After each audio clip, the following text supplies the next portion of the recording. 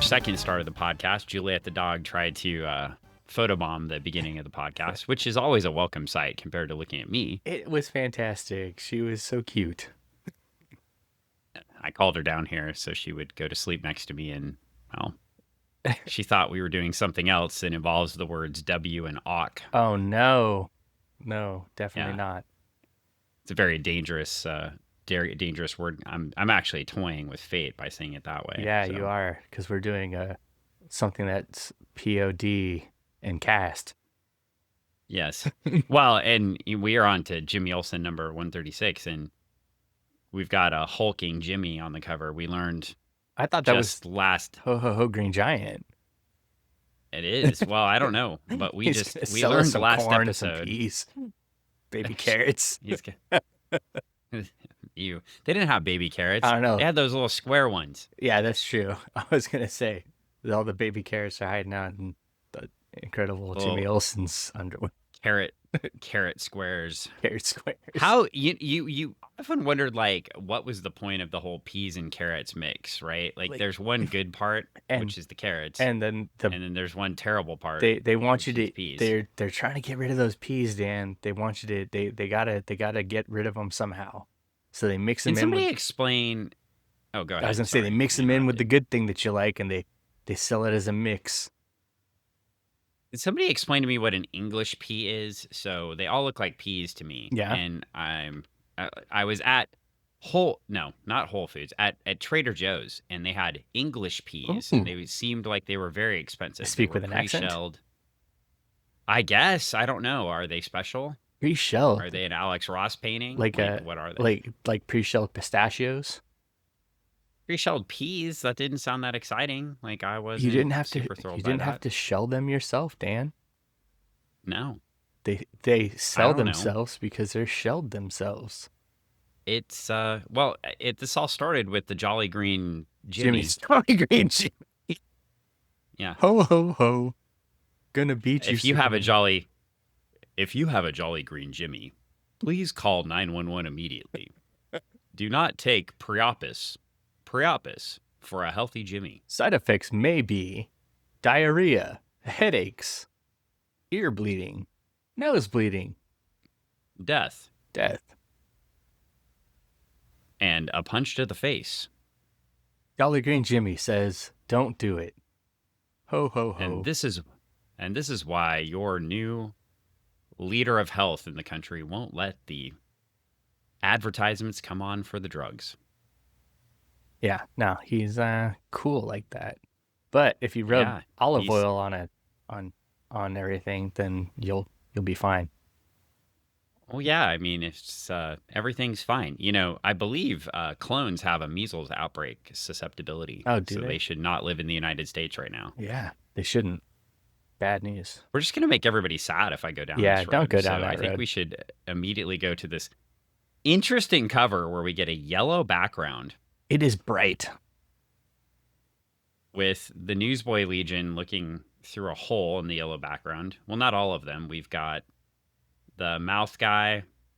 The mouth guy. Bob Hope Jr. Yes, Bob Hope Jr. Words, big words, but he's little.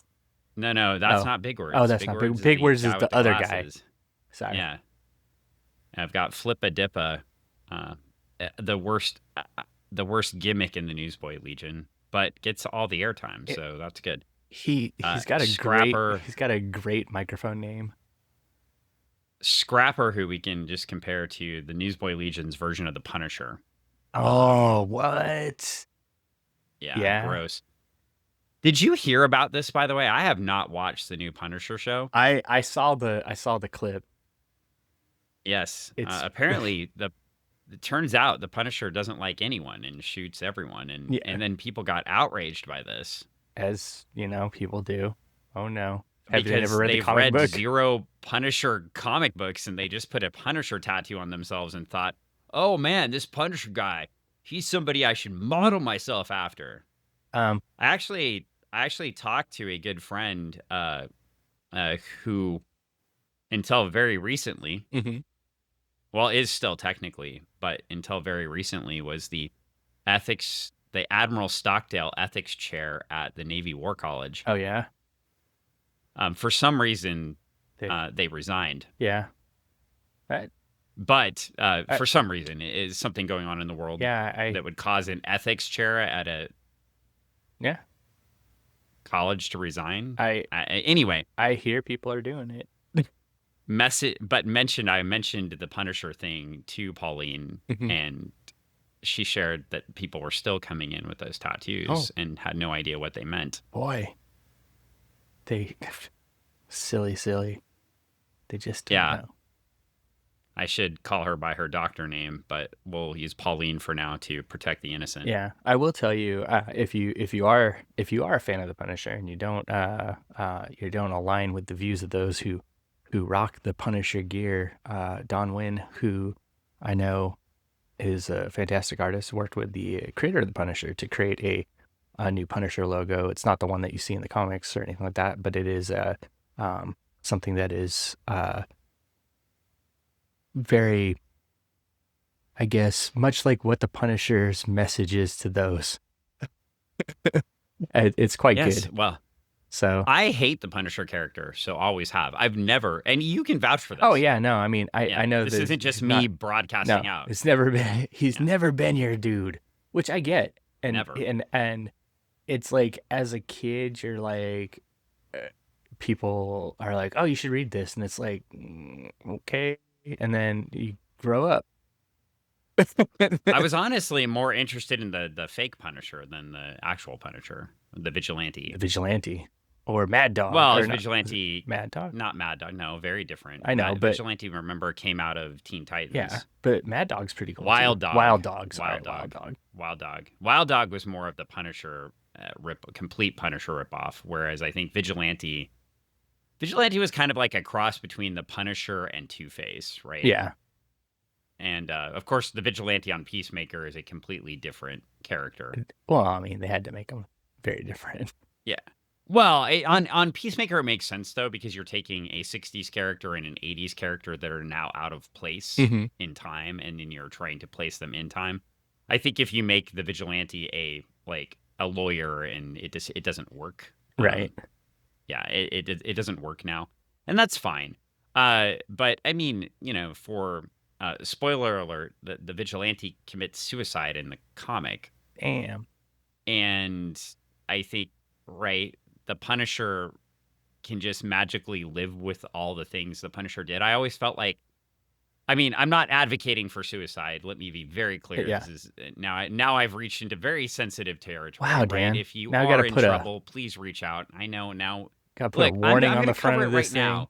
If you're in trouble, reach out. Obviously, I'm not trying to make light of suicide. Right. I am purely talking about the story arc of the Vigilante character. I want to emphasize this. The story arc of the character makes more sense that person wouldn't be able to live with all the things they did. Very true. Than the Punisher continuing to go on and being a character that exists this far in time. It literally doesn't make sense. This is a character who started on a killing spree because his family was murdered, right? Mm-hmm. I will say, and now continues to just indiscriminately murder. There are moments. People. There are moments in his character arc where he doesn't. I'm not gonna say has full doesn't seek forgiveness, but he does have moments of like, oh hey, I need to realign my thoughts a bit. But that's not the Punisher people like. I know it's not the Punisher people like, but that's also isn't that the Frank Miller Daredevil storyline? Yeah. I mean, that is the Catholic Daredevil storyline. It is right? very much. Well, I mean, Frank Castle's very much from a very big family that aligns with that, because I believe he is as well. So, well, anyway, he's got the guilt. I mean, everybody can like the Frank Castle if they want to. It's never been a character for me. In the same way that I don't like the John Wick movies either. I'm sorry, it's just not for me. And on the flip side of the coin, I appreciate the John Wick Kung Fu movies just because they're interesting and I They don't. killed the They dog at the killed the dog, but beginning. that's why he goes for the vengeance, Dan, and then he continues to Yeah, go I for mean, the if running. somebody killed my dog, I might go John Wick, I guess, on Yeah. someone. But Okay, maybe you'll like the ballerina storyline a little bit better.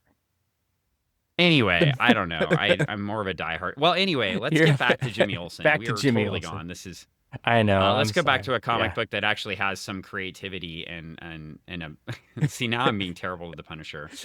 That's okay. I mean, again, all characters have a place in time. I mean, you could go watch Taxi Driver as well, right? Like, there's Yeah. lots of things to watch and see. It's just anyway. Yeah. No. Well, I wanted to bring up the Punisher because it's a semi-current event, and sometimes we talk about these things. Mhm. We're going back in time to Superman's pal Jimmy Olsen and the DNA alien, the DNA, aliens. It is D period N period aliens. Yeah. So I guess it's DNA aliens. DNA aliens. DNA aliens. Sounds Not like the a rap group. Denalians. Sounds like a rap The group fronted by Flipper Denalians. Dipper. Wow. Hey. It comes. You didn't see any of the other Newsboy Legion that could front a rap group? Big words, Flipper Dipper back to back. I mean, talk about it. It's very much like I could see that mash right there, and then all of a sudden, Scrapper pops out, and he's like, "Yo, hold up, I got a thing to drop," and then he's like, "Wait a minute, I dropped it." Isn't basically like Big Words like that's Big Words rapping would be Daniel Radcliffe rapping, right? Oh, but it'd be awesome because it would be like highbrow. Daniel Radcliffe rapping was awesome. I know. It would be like just the highest of highbrow, and it'd be amazing. Well, anyway, yes. Well, you know what? I'm actually getting down with the Newsboy Legion rap group. What would we call them? They'd be DNA aliens. Oh, yeah, that's fair. Or that could be. It would be either DNA aliens. The new edition. The Newsboy Legion edition. Hot off the press. The DNA aliens. Hot off the presses. Well, we are deep in we do have the yellow cover we talked about. We're deep in a federal underground complex. It's funny because we said before we started this podcast, we were going to stay on point, on track. Yes. Deliver exactly what the listeners were looking for. Yes. And so far we've talked about the Punisher, rap groups, aliens that have taken over the health and human services. Maybe that's where the DNA aliens are. It would make sense. Exactly. That's where they're at. Well, we have the rampaging Hulk on page 2. Yeah, Incredible Jimmy Olsen. I mean, the just rampaging, smashing. the Incredible Jimmy Olsen. He's just smashed Superman. He's like, boom, take that, fist to the face. How did they not get sued for this? Kirby's really smart. He's like, it's not the Incredible Hulk.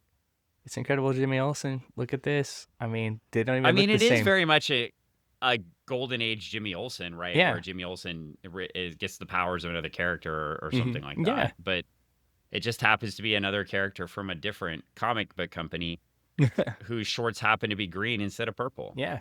He's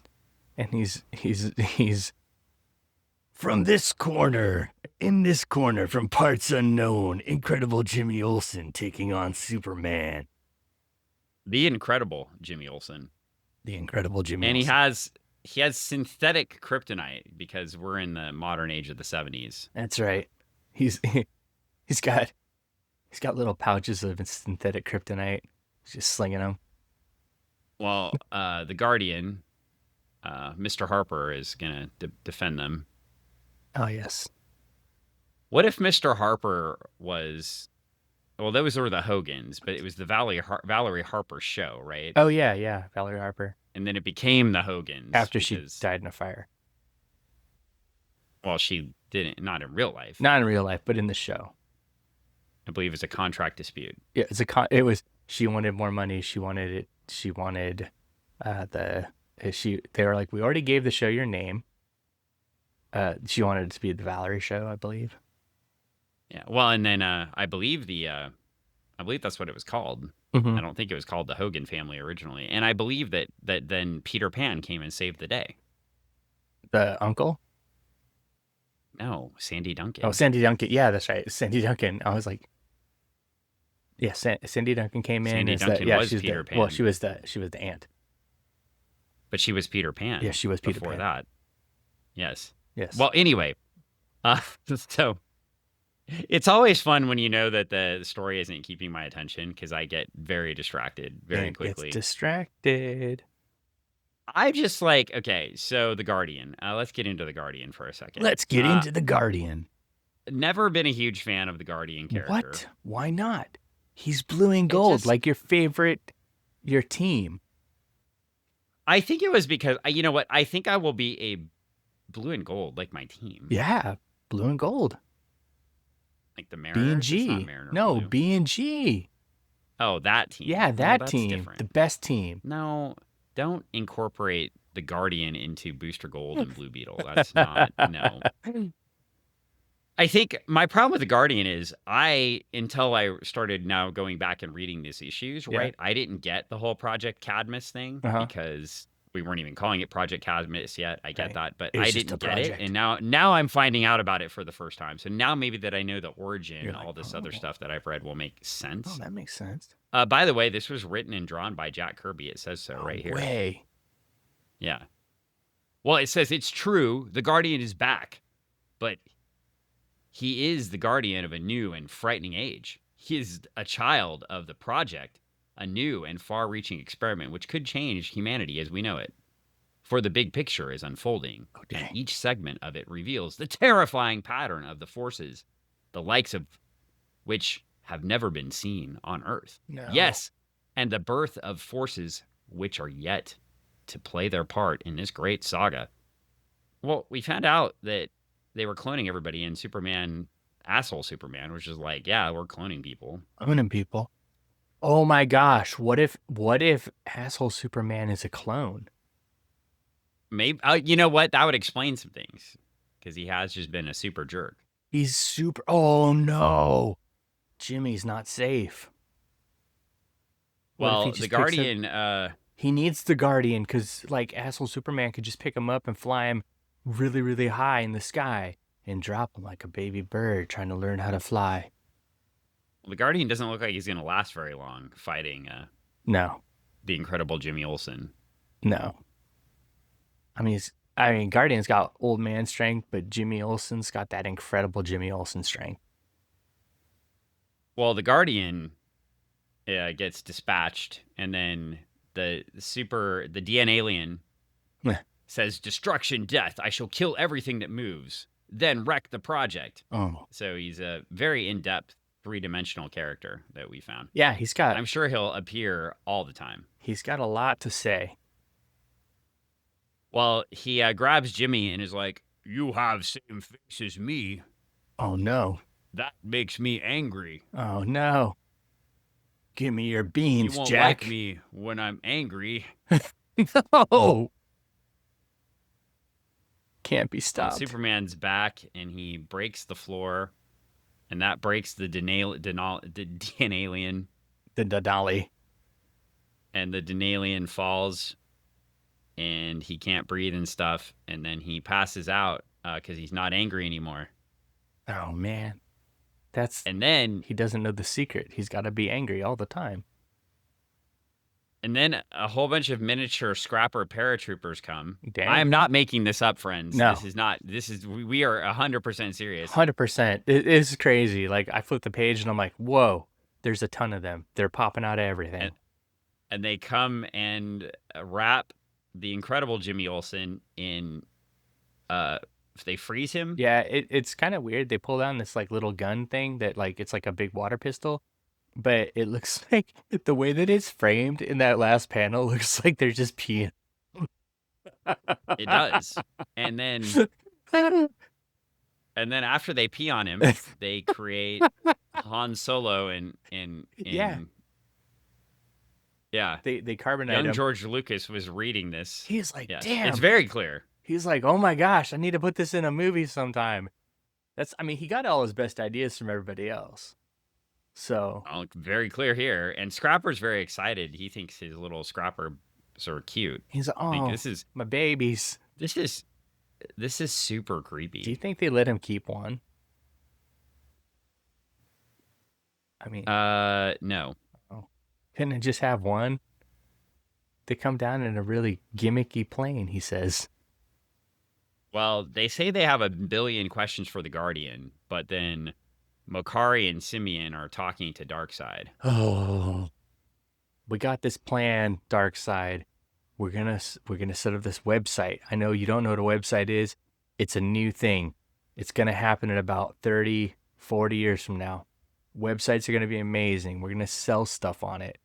People are gonna bid on it. We're gonna get their credit card information, and then you're gonna have all that money. Don't you want the money? And he's like, no, you idiots. Well, I think they do. They want the Earth. Oh yeah, they do. They want all its And resources. they head back to the site, to the project, to see if they've won here. It's a really cool piece. The project piece. It looks really cool. The wild area, the habitat. Well, anyway, in the domain of the Harrys. Yes. That's who. But, well, Makari and Simeon are pontificating. And we find out that they have a bunch of their own Beasts of Burden clones. But they're in eggs. They're going to sell the eggs and make some money. Yeah, I think that Simeon just said, "Oh, Rocky." Rocky. What? They got Sly on Ice? No, the other Rocky. Oh, the other Rocky. As in Rocky Horror. Oh, Rocky Horror. The one that's actually a clone. He's on a slab. Oh my gosh, that makes sense. That's who's carrying the thing in the next panel. Yes. Oh my god. It's all coming together. Oh my gosh. It all links together. So the Guardian comes back and they're talking to him and he's like, "I would like to answer all your questions, but I somehow feel strange." He needs some meatloaf. And then the dads come in and they like want to take the Guardian. And they're like, "We cloned the Guardian, see? We liked him so much. We cloned him." And then the dads proceed to explain that the Guardian vanished and they didn't know what happened to their friend and they didn't know who Jim Harper was. And so then they found out he'd been fatally wounded, but then they remade him. And then Flippadippa's dad is like, "Hey, I joined in too because these folks were really good to let me help clone things. And this is weird and I don't understand why the Newsboy Legion became a bunch of cloners." Well, they thought they were cloned now. Well, they put their green toy away on the next page. It's more silver now. Cryonic capsule. Yeah, he's kind of silvery, like he's encased in a silver substance. Do you think that sort of looks like a surfboard? Kind of does. It kind of does. I wonder Kirby's if you were encased in a silvery substance and you had a surfboard. What would you do with it? I don't know. You would have your messenger go off right in the middle of the podcast. Oh no. Yeah, I know. Like Travis. I turned off mine. No, that was yours. Anyway. It wasn't mine. So I turned it off. Yeah, it was totally yours. I turned it off. I did. Uh-huh. I got a message on the side, but I turned off the sounds. Well, it's anyway. It happens, you just fess up to it. You played your cash register noises and you played those noises. I didn't play that noise. It wasn't me. I'm looking. I don't see anything. Anyways. Silver. Surfer. Just happened again. What? Well, it's okay. Listener Jason wants to get a hold of us. Yes. And is still asking us to do Godzilla. Yes. We're going to have to wait. Yes. But because we have too much Kirby goodness, because we're going to flip the page. Thing's muted. And we get those DNA backgrounds again. where Superman is It's another explaining message. DNA. Yes. He knows. It's Apparently, Jason and he knows Travis. exactly what we're doing right now. Jason and Travis, they're the best. We love you guys. Travis will call in 5 minutes. Love it. We love it when we're in the middle of the podcast. You know exactly what we're doing, and you message. So, and this is great for all the other listeners. I know. They have no idea what's going on. If you other listeners, should we tell all the other listeners when we record? And so just they start. You could start messaging us too, and then you could be part of the show, just like everybody that messages or calls us does. Right in the middle of the show. Yeah. It's well, anyway, after that interlude, we get back to finding out all about the project and the special tanks we use for cloning. What? And we've made superior beings like the Harrys and the Zoomway. And Superman explains what DNA is to all the children. Superman. And then he explains that if you use this magic dial machine, you get normals, step-ups, and aliens. And so you get all these different characters based off of how we reorganize the DNA. And then we meet Double X. Yeah, Double X. He's going to give it to you. Who I've honestly never, who I've never understood at all as a character.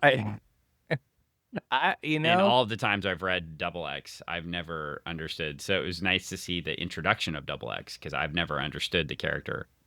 And now you know. Double X is just always at Cadmus, and I had no idea why or where Double X came from. And he came from the project. He's also he was grown. Yeah. Now, if you turn the machine, so basically, if you go back to page 20 and you turn the machine in a certain way, you actually could win the Showcase Showdown. Oh my gosh.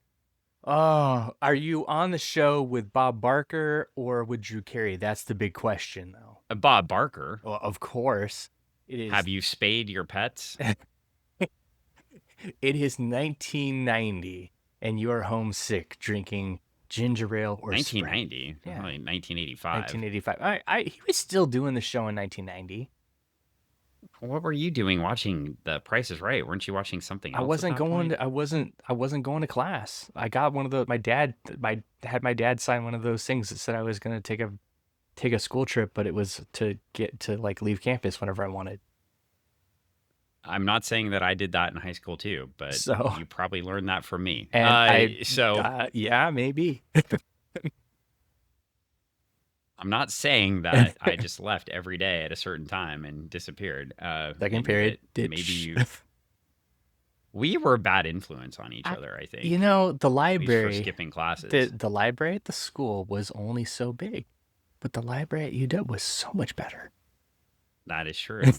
You were actually doing things. I was just going home. So anyway, we found out that Double X is an alien species, was grown here, and that now, but for all the good guys that are grown by Superman and the Harrys and everybody else that live there, I still am questioning how this got started. So was it just the whole Newsboy Legion got together and decided to grow all these folks? I think they were called in. It became this entire thing. And the Newsboy Legion was called in by the government. We know you guys are good together, but why don't you work with us under our umbrella? And then they broke into a song. Yes. And they were singing all about how they needed to. Do you know any Newsies songs? I don't know. I was going to say they're like tap dancing and stuff like that, and then singing about how everybody needed to get paid to do their jobs and stuff like that, and there was no scabs. And I'm pretty sure that's like one of the songs. There we go. And then like Christian Bale is dancing around and stuff like that, and then all of a sudden, Christian Beowulf. Christian Beowulf, yes.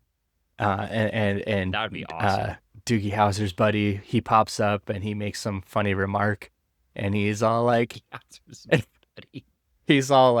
"Hey, I got a cool hat, and what do you think about that?" And they're slinging newspapers everywhere. I'm gonna blow your mind right now. If I could clone things, I would create a Newsies / Sandlot crossover.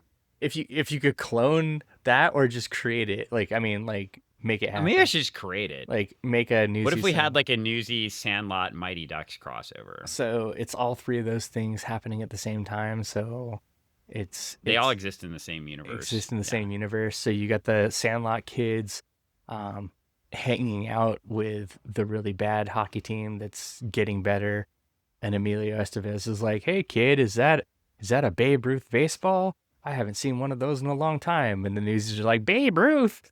Oh wow, I saw him." You gotta watch out for that dog though. Oh yeah. And they're just like, they're all gelling, hanging out, singing songs. And then they all break out into a song, yeah, distributing newspapers to the masses. So that the kids in the Sandlot can go swim in the pool, and then the Mighty Ducks get better jerseys. Like, how would your song go if you were going to start that musical? I expect you just to make up musicals. I'd be like, on the fly. Look out, kids. Here we come. We're the guys who get it done. We're the Newsy Mighty Duck Brigade. Hold on. What about the Sandlot kids? We're the Sandlot kids, and we're here to say we came to the Sandlot, here to play. We're gonna get my dad's baseball. Wait, I shouldn't get that baseball. No, you should. I'm Emilio Estevez, and I'm here because the court made me. And I'll get the baseball. And that's Doogie Howser's friend. And he runs in, he gets the baseball, and comes back out and breaks into another song. Yeah, see? Okay. Yeah, I mean, I'm down with all this. All right. Well, in the back to the comic book where trademark TM. The four-armed monster is born. Oh my god. We'll meet them next issue. It's cracking out of an egg. That's got to be so expensive, Dan.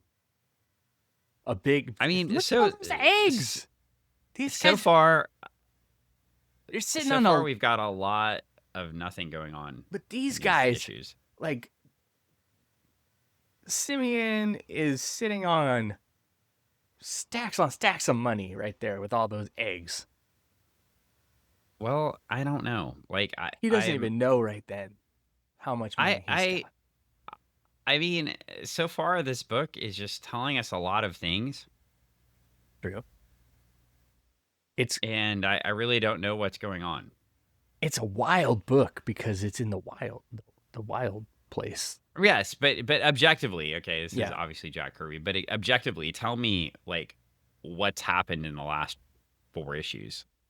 Well, I mean, Jimmy Olsen goes to the area that he's in. He becomes the leader of the bikers. He meets the Harrys. He escapes some bad things while they meet the Mountain of Zoom Doom.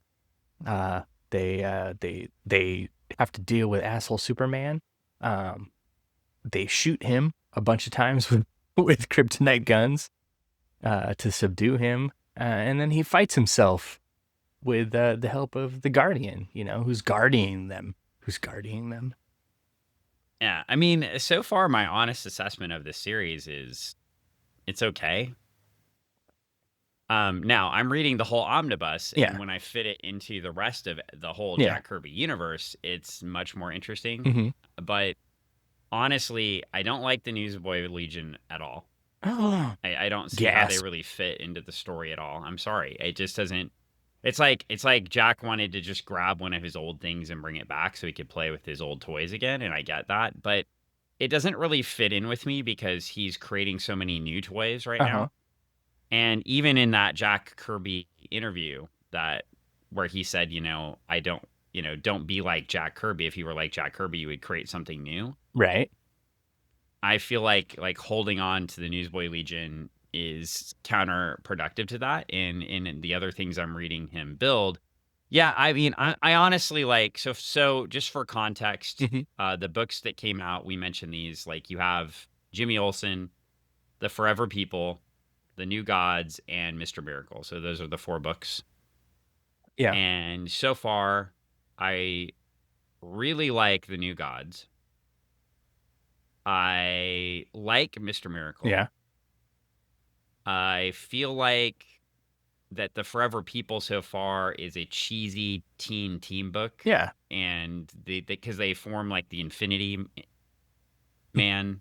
Infinity Man, yeah. And it's like, it's kind of cheesy because like anytime they get into trouble, like they all have powers, but it's like, okay, let's form the Infinity Man, and then the Infinity Man will take out the baddie. And If you don't have that so, book, you never get Captain Power. well, that's fine, but it's not fine, but it's fine. But I think like so far that book You is don't get a really like Megazord with the Power Rangers. yeah, well, I think you do get those things, but it's anyway, it's not. It's okay. I mean, that book is all right. It's they're all like in tenement housing now. Then this Damn. book, Yeah. well, no, they are Yeah. like that's that story. Yeah. And then this book is kind of starting that. And if you're not reading the other books, you could see the thread line here without reading any of the other books, but it really doesn't make sense, right? Like I still don't, and I'm waiting, right? I'm still trying to figure out like why the Newsboy Legion is even here, why their parents were here, why they didn't know their parents were here, why they're cloning everyone. I don't understand that. I mean, it makes sense. Like I get they're sort of creating this new age. I, read in one of the interviews is like Jack Kirby's way of like coping with the new 60s atomic age, right? Looking at these things. Yeah.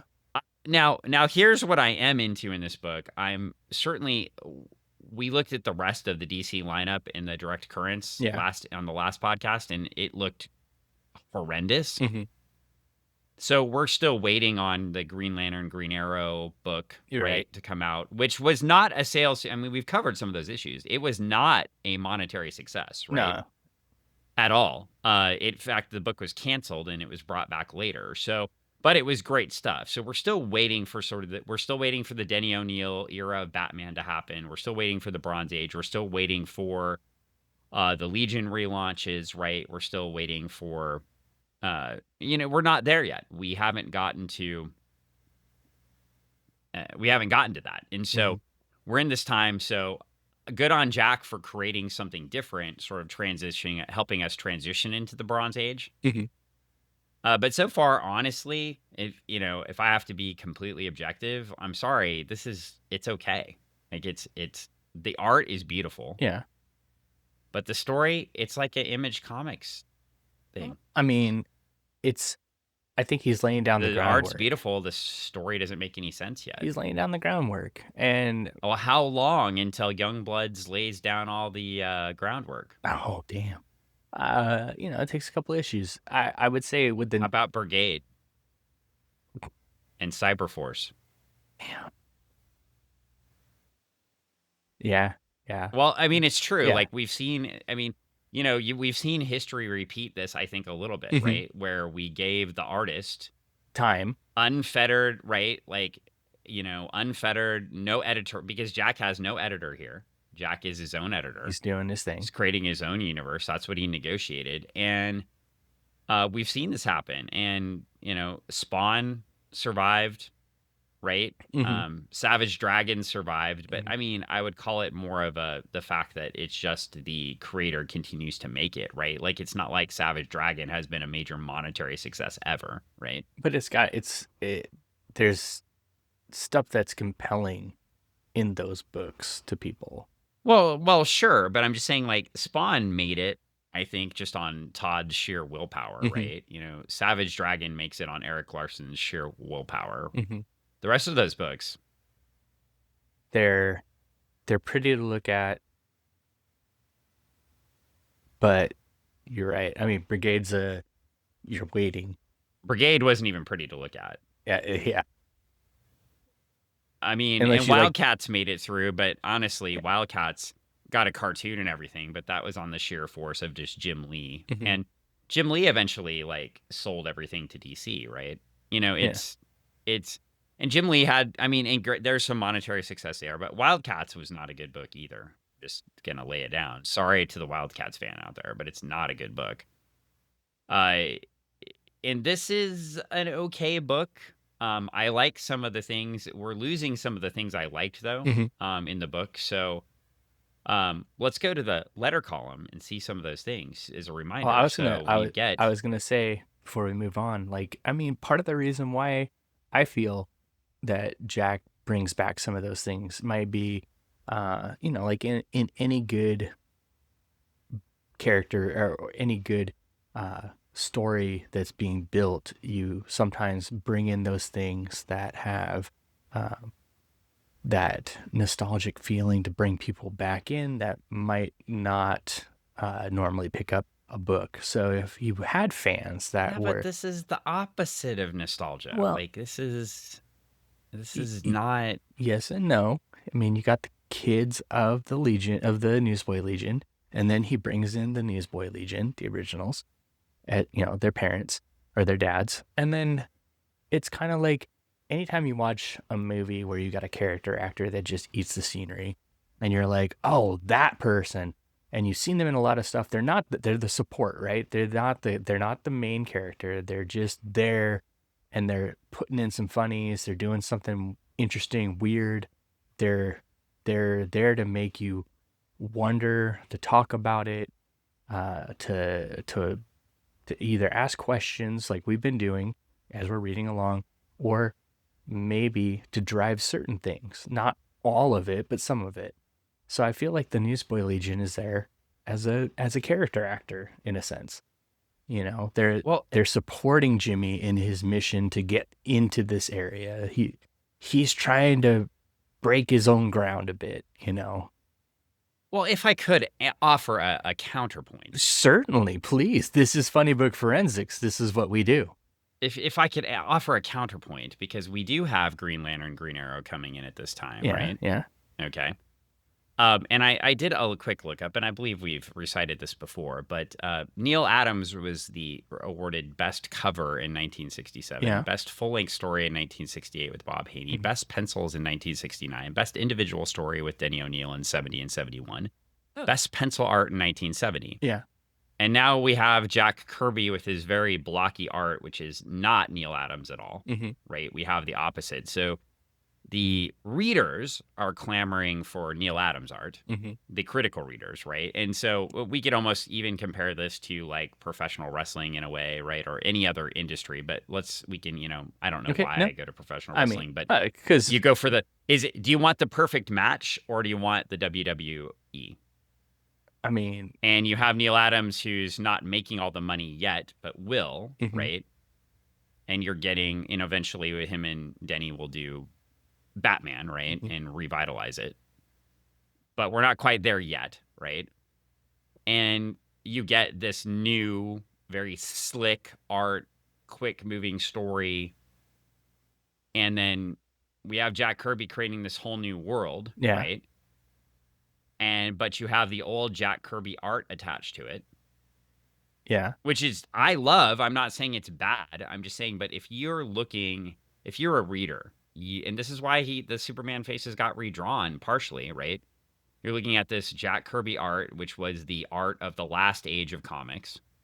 Mhm. And 2 ages of comics ago. I mean, Jack Kirby's been around since the 40s, Right. right? So now we're looking at this art.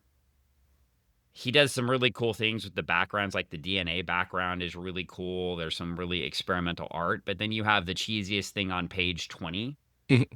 which is a completely Silver Age, like, what are those things called? When like like the game Mousetrap, what's the right word for those devices? It's hold on a second. It's right on the tip of my tongue. Yeah. It's the something But Rube Goldberg, yeah, Rube Goldberg device. machine. And it very much looks like a Rube Goldberg machine, Yeah. and it's very ridiculous with the signs on the wall that says normals, step-ups, and aliens. And this is just not. Whereas you get the Neil Adams very realistic art, right? And that's the future of DC Comics there, right? So now we've got this. This is my argument, right? So and we do have the Newsboy Legion emphasizes the weak points of this. So the Newsboy Legion emphasizes the weak things. All this other stuff emphasizes the new cool storytelling that he's trying to do. So your wrestling analogy is like you'd rather go see a live taping of AEW while I go see little people wrestling. I would even say that. I think the analogy is I didn't even say I'd prefer one or the other. I'm just saying, do you prefer the new workers that can still do things in the ring? or do you want to see the old guys pose? I see. And it's literally what happened this last weekend. I mean, WrestleMania was terrible. And now I'm going to admit I did not watch all of it. I watched 4 of the matches. Mm-hmm. I watched the John Cena Cody Rhodes match, which was god awful. Which you already knew the outcome it's of. the fakest looking hot garbage match ever. John Cena can't move. He can't do anything. You're literally putting, well, and you know this when you go in, you're putting 2 showmen in, right? Both of them are known for their showmanship, not necessarily like their in-ring general prowess. Cody Rhodes more than John Cena for sure. But yeah, that's exactly what you got in a match. If now if you're following all the storylines and the stories and everything, and then that's the match, that could be something. But I think in the same way, that match emphasizes the weak points of that instead of emphasizing the strong points, right? You should have a lot of something going on to, and then running Travis Scott out there to be your hot new act. Number one, not a hot new act at all. And 2, like, didn't bring anything to the story. Like, if you didn't watch WrestleMania, Travis Scott interferes to help John Cena win. Nobody believes that Travis Scott and the whole 125 pounds of him is going to be able to move around or hurt people unless he actually stomps Cody Rhodes in the head while he's prone on the mat and breaks his eardrum, which actually happened a month ago. Oh, jeez. So because he's a jackass, right? So the hardcore wrestling fans already hate him anyway. So anyway, you have a total letdown. I watched the other main event from the night before, the triple threat, I was where going to you say, have so all people over 40. So the winner did take the correct winner did take the title then. I don't think so. Well, no, I mean, because if you're taking the title from Ric Flair, an aged showman, and another aged showman should take the title. I disagree. Oh. I don't think it's hot, right? I mean, the product is very hot. The storylines are hot. And I guess what I'm saying is Jack Kirby's strengths are weaving this cool new world and this new storytelling. And by bringing in these old characters, this is where the analogy happens. You're bringing these old characters to take it. They don't fit. Like The Rock and John Cena don't fit into that WWE world now, right? Your main event the night before got a much better reaction where you have even though Roman Reigns and Seth Rollins are getting up there in age, and CM Punk is definitely, but CM Punk didn't win, and he still fits in the storyline, and he can still move around the ring, at least when he's not broken. And John Cena has never been able to move around the ring, right? Like, that's not his strength, and so but he can rap like now no he's other. even more limited. And in this storyline, right, in this story here, we've got the strength of the cool art, but now we're bringing back like the Guardian. We're bringing back the Newsboy Legion. I mean, the Guardian's costume looks ridiculous compared to everything else going on in these. True. I mean, it is a throwback. It is definitely a throwback. It's the most simple costume. It's just a blue bodysuit with yellow underwear over the top. And a cool helmet. Like, it is not a cool helmet. The Peacemaker has way cooler. I was going to say, it looks just like the Peacemaker's helmet. Which was probably stolen by, Action Charlton Action Comics for that, right? But anyway, I guess some of the concepts in here are really great and they are really moving forward. But you see, like, the handwritten The Project and the Habitat in the Wild Area. You see the background things. It's not doing a service to what he seems to be moving for in the rest of everything, and that's my biggest issue with this right now. It just emphasizes the weak points and underplays the strong points. And I'm not saying I'm not enjoying it, but I'm waiting to figure out where the hell it's going. Well, right? you just wait till the next issue. Where? Just wait till the next issue. It's going to go places you never imagined, Dan. The DNA. Well, I'm sure it will. They're gonna put you in their ship, and they're gonna bring you to a place. You mean the Four-Armed Terror? Oh, whoa! Yeah. The Four-Armed Terror is gonna put you. They said is coming next. Gonna put you in a shoot in a leg lock, and then it's just gonna be craziness. I did read the next issue, and we basically have the freaking Oculus in the next issue. and like that's really cool. And again, to my point, like that's what I want to see in these Jack Kirby stories, right? Yeah. Future The and future. not the past. Like we don't need the past in these stories. As I talk about a story that was written before I was born. So, We don't need the past in this past. Oh, I'm so past well, the past of the but past. that's my rant. I don't want anybody to think that I'm just gonna shill for Jack Kirby all the time, right? Yeah, Right now, fair. the story is going absolutely nowhere. It's henchman of the week, I mean, you're not wrong. basic one single issue storytelling. Yeah. There's a background thread and universe that we're building behind it. Mm-hmm. And again, without the other issues, it's not working unless you have the other storyline going on around it. Yeah. And yeah, and I'm waiting for these things. Like I'm waiting. When are the Forever People going to show up here? And I'm sure it'll happen, Eventually. but I'm waiting for it. And maybe he has other editorial forces here. Like he does have to work with the Superman office on editorial here, so there is that. Maybe that's why we're getting the So villain much of the Superman. month. Yeah. Yeah, I mean this is like the first season of Smallville. It kind of is. You're not wrong. I'm waiting for Bonebreaker. But anyway, okay, that's my rant. I'm done. No, it was a good rant. I mean, needed to get it out. He needed to get it out, people. He had to free himself of that burden he had. It's okay, dude. We are going to pull up the tablet here and share what Jack Kirby took over. Okay. So we've got, because this one is one of my favorites, it has the publication data at the bottom of the letter page. Uh-huh.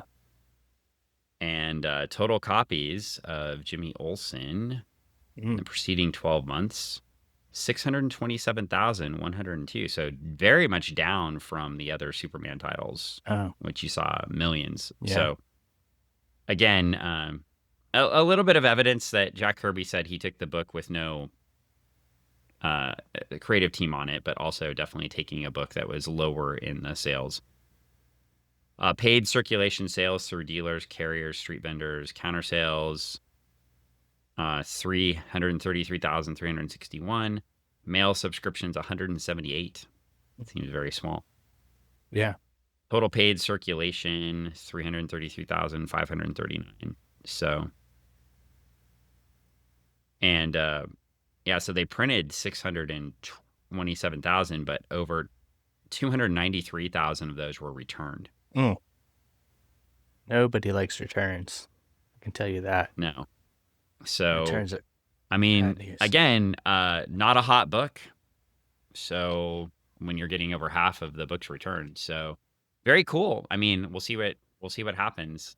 I'm sure sales went up, and you get a hot artist in there where you're putting Denny O'Neil and Neil Adams. Nobody's heard of them, and you're putting them on the book, and they're getting it through the beauty of what they do. Yeah. But anyway, all right. Yeah, I mean, we'll see. We'll see. I'm anxious to find out. Only time will tell, people.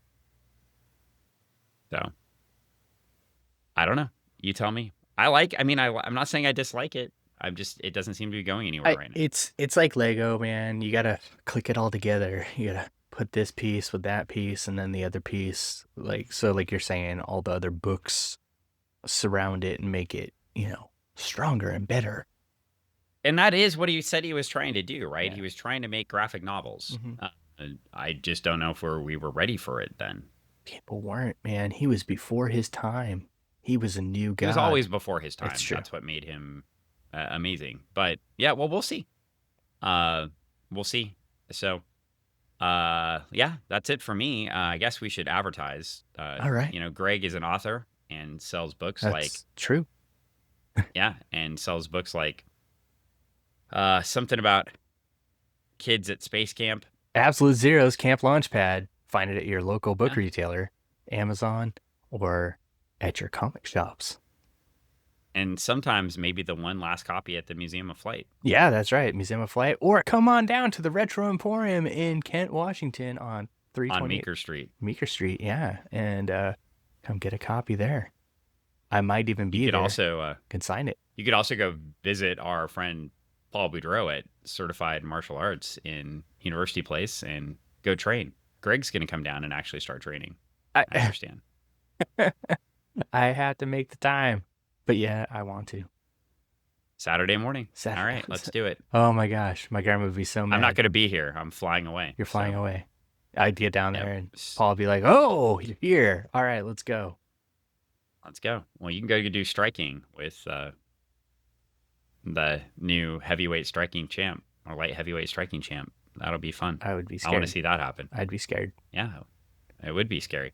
Well, I think that's it as far as what we're doing, but we'll be back soon with another episode, and we'll be on to some more Jimmy Olsen. I guess that's 137. We'll see what happens with the Forearm Menace. Forearm Menace. Forearm Terror. Yeah, it's right here. Forearm Terror. The forearm. For those that can't see, he's showing you his forearm. Yeah, the Forearm Menace. Look at that. Oh, yeah. All right. Exactly. Well, we're out. Bye. Bye. Goodbye. Have a good day. Bye. See I'll stop ranting. We still love Jack Kirby, even if I said bad things about him. Bye.